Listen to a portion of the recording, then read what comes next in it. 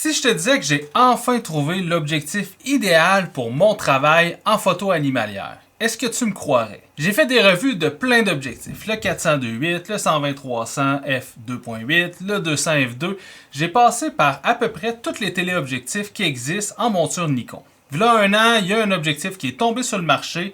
J'attendais qu'il sorte en monture Nikon Z. C'est jamais arrivé. Fait que pour la première fois, il a fallu que j'aille chercher un objectif avec une monture différente que Nikon. T'en fais pas, j'utilise toujours les produits Nikon. J'ai encore mes Z9. Mais je suis allé chercher un objectif en monture Sony E et je l'ai adapté avec la petite bague d'adaptation Megada. Cette bague-là m'a permis d'aller chercher le Sigma 300-600 mm f4, un téléobjectif que je convoitais, comme je te disais, depuis environ un an, parfait pour ce que je fais en photo animalière. Et aujourd'hui, je te donne mes impressions sur ce téléobjectif. Avant d'aller plus loin, je ne sais pas si tu me connais, je suis Jérémy Leblond-Fontaine, je suis un photographe animalier de Québec au Canada. Dans le cadre de mon travail, je me promène un peu partout en Amérique du Nord pour aller photographier la faune sauvage. Et j'avais l'habitude d'utiliser mon 120-300 mm f2.8 en monture Nikon F, ainsi que mon Nikon 400 mm f2.8 FL, l'ancienne version, qui était disponible pour les réflexes. Ce sont deux objectifs que j'adaptais avec le FTZ et ça fonctionnait super bien sur mes Z9. Mon 400 mm f2.8 est un peu contraignant. Avec une focale fixe comme ça, on ne peut pas faire tout ce qu'on veut. Et spécialement avec la faune sauvage, comme on ne peut jamais savoir vraiment à quelle distance on va être, ou encore si l'animal va se déplacer vers nous ou plus loin que nous. J'étais tout le temps hésitant entre utiliser mon 400 mm, mettre un 1.4 ou encore avoir mon 120-300 mm qui avait beaucoup plus de flexibilité. Et c'est là que j'ai découvert la nouvelle sortie de Sigma, le 300-600 mm f4. J'ai déjà utilisé des 300 mm f2.8, j'ai eu un 500 f4 ainsi qu'un 600 f4 également. Donc c'était un range de focale que je connaissais déjà très bien. Comme je fais beaucoup de vidéos et également des animaux qui se déplacent assez rapidement comme des renards, des oiseaux, des chouettes, l'utilisation d'un objectif avec un zoom est vraiment cruciale dans mon travail. Habituellement, lorsqu'on choisit un zoom, on va faire certains compromis au niveau de l'ouverture maximale en premier, ensuite au niveau de la netteté, et tu vas voir dans cette vidéo que c'est vraiment pas le cas avec cet objectif. Tu le vois à côté de moi, c'est un objectif qui a une taille conséquente. Évidemment, c'est un 600 mm f4 avec la possibilité de zoomer out à 300 mm. Donc, on s'attend évidemment à avoir la taille au moins d'un 600 f4. En termes de poids et de dimension, c'est assez similaire. Donc, si tu es pour acheter cet objectif, prépare-toi, ça va prendre un peu de musculation ainsi qu'un bon sac de randonnée avec assez d'espace pour pouvoir contenir le téléobjectif. 300-600 mm, c'est vraiment pas une plage de focale qu'on est habitué de voir chez les téléobjectifs et surtout pas une ouverture constante de f4. Les zooms à f4, il n'y en avait pas des tonnes de disponibles. Chez Nikon, on avait le 180-400 mm f4. Chez Canon, il y avait le 200 à 400 mm. Les deux avaient un téléconvertisseur intégré, mais ici, on va chercher jusqu'à 600 mm f4, tout comme les Prime. Ça fait un téléobjectif qui est super performant en basse lumière, étant donné qu'on peut ouvrir à f4. Si on compare au Nikon 180-600 mm qui ferme à 6.3 à 600 mm, oui, c'est un stop et un tiers de différence, mais lorsqu'on est en très basse lumière, ça fait toute la différence. Une autre de ces caractéristiques qui est vraiment importante, spécialement en photo animalière, c'est la stabilisation. Sur l'objectif, on va aller chercher une stabilisation mécanique d'environ 5.5 stops, ce qui va nous permettre de photographier en vraiment très basse lumière. On va pouvoir descendre la vitesse d'obturation vraiment basse et ce, même si l'objectif est lourd. Parlant de poids, on va aller chercher un poids autour de 4 kg. Ceci dit, moi, mon 400 mm 2.8 faisait 3.8 kg, donc ça n'a pas été une grosse différence entre les deux objectifs. Mais si tu es habitué d'avoir un poids assez léger, comme 2-2.5 kg, comme on va avoir avec les zooms standards, bien là, à ce moment-là, tu vas peut-être trouver que c'est un peu lourd. Tu peux toujours l'utiliser sur un trépied, bien évidemment. Mais personnellement, lorsque je m'en vais en forêt, je travaille toujours à main levée. Je trouve ça beaucoup plus pratique et beaucoup plus discret avec les animaux que d'avoir un gros trépied à trimballer. Pour me placer, trouver un angle entre deux branches ou deux feuilles, c'est beaucoup plus facile lorsqu'on est à main levée que lorsqu'on est avec un monopode ou encore un trépied. C'est un objectif qui est tropicalisé, qui est très robuste, donc il va être à l'épreuve des intempéries, des poussières, de l'eau. Encore là, c'est pas waterproof, trempez-le pas dans l'eau, mais pour des petites averses de pluie, il n'y a pas de souci. L'autofocus est rapide et moderne, vraiment très précis. Au niveau du piqué, c'est très bon, on est plus de l'ordre d'un 600 mm fixe plutôt que d'un zoom. Le bokeh est très beau et c'est vraiment facile de compresser les plans et d'aller chercher beaucoup de flou dans notre image pour bien isoler notre sujet. Comme je l'ai dit précédemment, j'ai utilisé la bague Megadap monture Sony E à Nikon Z pour pouvoir monter l'objectif sur mon Z9. Donc les impressions que je m'apprête à te présenter, évidemment, ça va avec le combo adaptateur objectif ainsi que mon boîtier. C'est un peu difficile pour moi de déterminer si c'est le fait d'avoir mis un adaptateur avec un objectif d'une autre monture ou si c'est l'objectif en tant que tel qui présente certains défauts.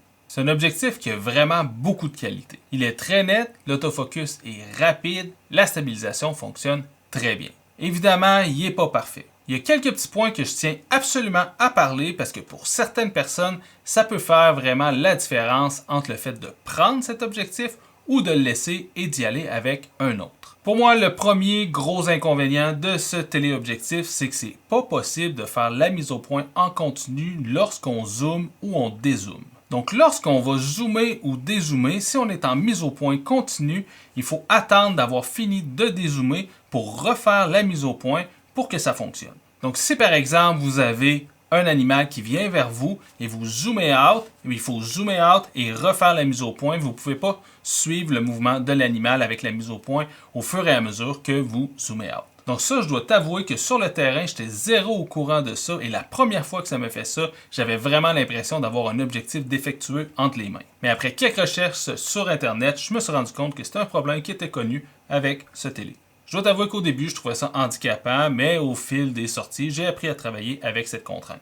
Deuxième point qui me chicote vraiment, sur l'objectif, on a le mode AF, autofocus, et le mode manuel, MF, mais on n'a pas d'entre-deux, on n'a pas de manuel override. Donc si on est en mode autofocus et qu'on touche à la bague de mise au point, ça fait rien. Donc si on veut peaufiner notre mise au point, si on veut déjà placer notre mise au point au bon endroit ou à un endroit qu'on pense que l'animal va arriver, il faut absolument le faire avec l'autofocus ou basculer en mode mise au point manuel et rebasculer en autofocus par la suite.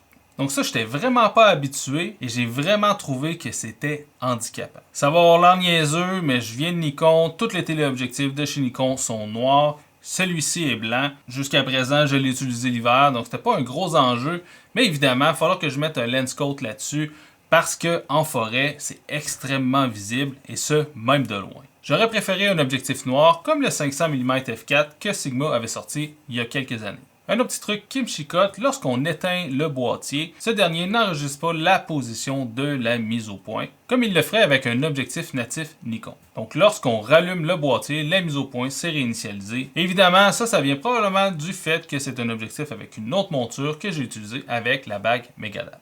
Mais c'est quand même quelque chose à prendre en compte lorsqu'on veut utiliser l'objectif. Il y a également un conflit entre la stabilisation de l'objectif ainsi que la stabilisation du boîtier, encore une fois probablement dû à la bague d'adaptation. La meilleure combinaison que j'ai trouvée, c'est d'utiliser la stabilisation de l'objectif uniquement en désactivant la stabilisation dans le boîtier et en vidéo également, il faut désactiver la stabilisation électronique. Au début, je pensais pas que c'était un gros enjeu et j'ai raté vraiment beaucoup de séquences vidéo lors de mon périple à la Baie James à cause de ça. Évidemment, j'aurais dû faire plus de tests, mais j'étais tellement excité d'amener cette grosse bête sur le terrain que j'ai pas pris le temps de les faire. Un autre petit truc un peu étrange, lorsque je mets une carte mémoire dans mon boîtier, la stabilisation de l'objectif s'active puis se désactive ensuite. Également, lorsqu'on visionne des images, la stabilisation dans l'objectif ne s'éteint jamais. Encore une fois, c'est probablement dû à la bague ainsi qu'une incompatibilité en fait entre le boîtier et l'objectif. Ceci dit, lorsqu'on rouvre l'image dans un logiciel de post-traitement, celui-ci reconnaît que c'est bien pris avec cet objectif. Quelques petits points positifs, outre la qualité d'image et toutes les performances de l'objectif. Au niveau de l'ergonomie, j'ai vraiment trouvé que c'est un objectif qui se tenait bien en main, il est bien équilibré, le zoom s'utilise très bien, c'est un quart de tour pour passer de 300 à 600 mm, ça se fait super bien. Le collier de trépied est en monture Arca suisse. Je ne sais pas pourquoi tous les fabricants font pas encore ça, mais là, ça permet de ne pas avoir à acheter un nouveau pied lorsqu'on achète cet objectif. Le collier de trépied est également cliquable, donc vous pouvez l'activer ou le désactiver. Si vous faites de la vidéo, vous voulez que ce soit un peu plus fluide, vous pouvez le désactiver. Mais j'aime bien savoir que le collier est placé exactement à 90 degrés. C'est beaucoup plus pratique lorsqu'on fait notre niveau en vidéo. Et finalement, le dernier élément qui est vraiment un gros plus pour ce téléobjectif, c'est son prix de vente. 8500 $ plus taxes, c'est vraiment pas très cher pour un téléobjectif de cette qualité. Lorsqu'on va chercher un Sony, Nikon ou Canon, on va payer plutôt autour de 18 000 $ canadiens plus taxes. Donc si on a un téléobjectif avec sensiblement la même qualité d'image, même qualité de stabilisation, et en plus on a un zoom, et ce pour moins de la moitié du prix d'un téléobjectif de marque native chez les autres fabricants. J'ai beau te parler de toutes les caractéristiques de cet objectif-là, c'est quelque chose que tu vas trouver partout sur YouTube et sur le web. Ça fait quelques mois que j'utilise sur le terrain. J'ai eu de superbes opportunités avec plein d'animaux sauvages et c'est ce qu'on s'en va voir dans mon ordinateur. Donc là, on va regarder quelques images que j'ai prises avec le téléobjectif pour vous montrer quelques caractéristiques, comment ça se comporte sur le terrain. Donc d'abord ici, j'ai une image d'un renard qui s'en venait directement plein but sur moi. Vous pouvez voir mes réglages ici, 1600 de vitesse f4, 510 mm et 360 ISO en auto-ISO. J'étais couché sur la route directement et la mise au point a super bien fonctionné. En fait, l'animal s'est envenu directement sur moi et le tracking de l'autofocus avec mon Nikon Z9, ça n'a pas lâché l'œil du sujet. Donc, ça fonctionnait super bien. Toute la séquence est bien née. Le seul moment où j'ai eu pas mal de misère avec mon autofocus, c'est durant cette tempête de neige-là. Ici, j'avais le corbeau. Il y avait vraiment beaucoup de neige qui tombait durant cette tempête-là. Et l'autofocus a vraiment eu beaucoup de peine à trouver la mise au point, et ce même avec un seul collimateur, et la détection du sujet fonctionnait encore moins bien. Ceci dit, avec mon 400 mm 2.8, je suis pas mal sûr que je serais arrivé au même résultat. Donc je pense pas que c'est une question d'objectif ici, mais c'était vraiment les conditions dans lesquelles j'ai pris ces images-là qui ont fait en sorte que l'objectif avait de la difficulté. Ici, je voulais faire un petit croche vers ma première image que j'ai prise avec le Sigma. Une photo d'un loup gris. J'ai pas mal croppé l'image. J'étais à moitié caché dans un banc de neige, donc j'étais capable de créer ce beau flou-là. Mais c'est la première image que j'ai pu capter avec le Sigma et je peux vous dire que ça commençait assez bien, non seulement mon périple, mais mon histoire d'amour avec ce téléobjectif. Une des raisons principales pour lesquelles je suis allé chercher le téléobjectif, c'était la capacité de l'objectif à zoomer out. Donc ici, j'ai une image que j'ai prise à 600 mm d'une loutre. Et en fait, j'avais trouvé un trou de loutre et j'étais pas certain en fait que la loutre était là. Donc j'étais relativement proche. Mais si j'avais juste eu un 600 mm f4, j'aurais pas été en mesure d'intégrer cet animal-là dans son environnement. Donc ici, c'était bien pour avoir un gros plan, une scène un peu comportementale, assez élevée sur ses pattes pour mieux voir au loin. Et ça m'a permis quand même d'aller chercher cette image-ci, quand il s'est mis à neiger un peu plus loin, un peu plus tard dans la matinée. Ici, j'étais à 375 mm, tandis que j'étais à 600 mm tout à l'heure. Et ça m'a permis d'intégrer toute cette neige-là, parce que même si j'étais zoomé directement sur mon sujet ici avec la neige, ça ne rendait pas la neige parce qu'on avait un fond clair. Pour bien faire sortir la neige, ça prend un fond foncé.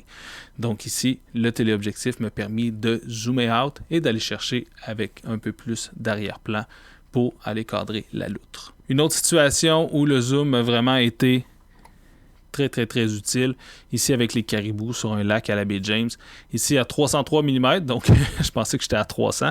Des fois, il y a des petits trucs comme ça, et c'est d'ailleurs, lorsque je parlais que la mise au point se faisait pas lorsqu'on touchait au zoom, lorsqu'on utilisait le zoom, parfois j'accrochais le zoom et ça empêchait la mise au point de se faire.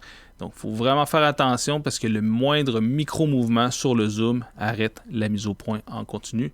Et lorsque tu as un animal qui se déplace, c'est assez crucial.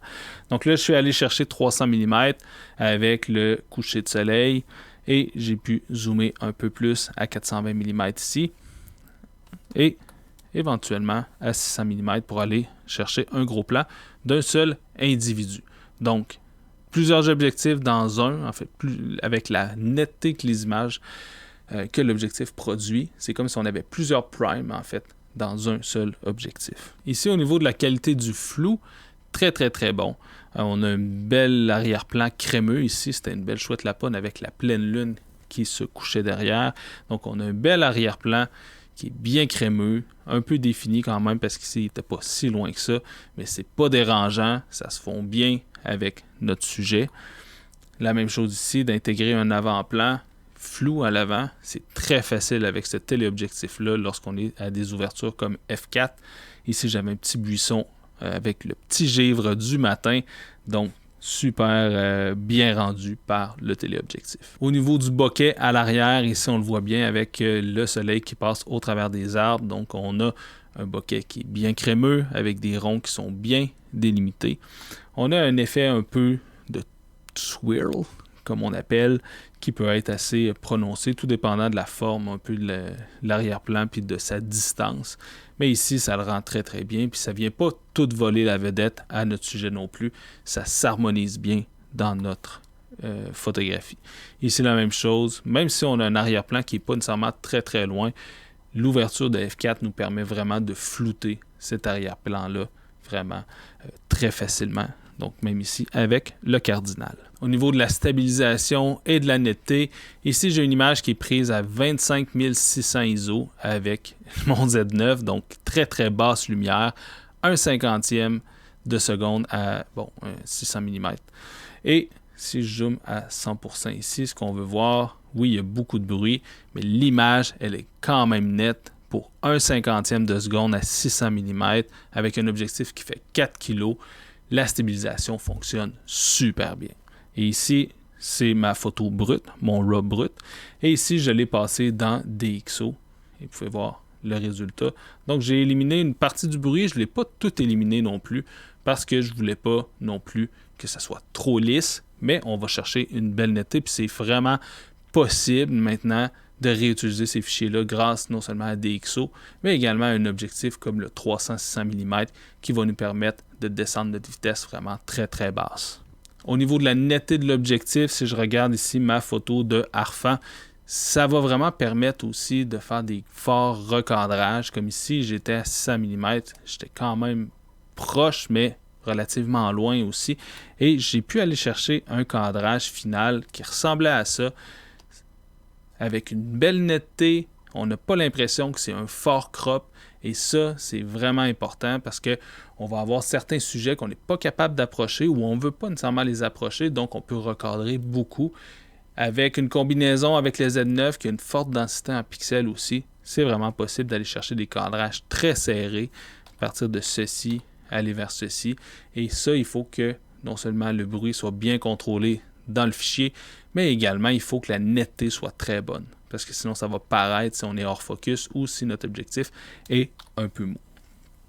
La même chose ici, je peux même aller chercher, prendre une photo qui est à l'origine horizontale et venir le cropper en mode vertical sans même que ça paraisse. Si je fais un petit résumé du 300-600 mm f4 de Sigma, c'est un téléobjectif qui est bien net, qui a une bonne qualité d'image, la stabilisation est super performante, l'autofocus est rapide et précis. Oui, le poids est assez lourd, mais pour moi, ça ne fait pas une grosse différence par rapport à mon 400 mm 2.8.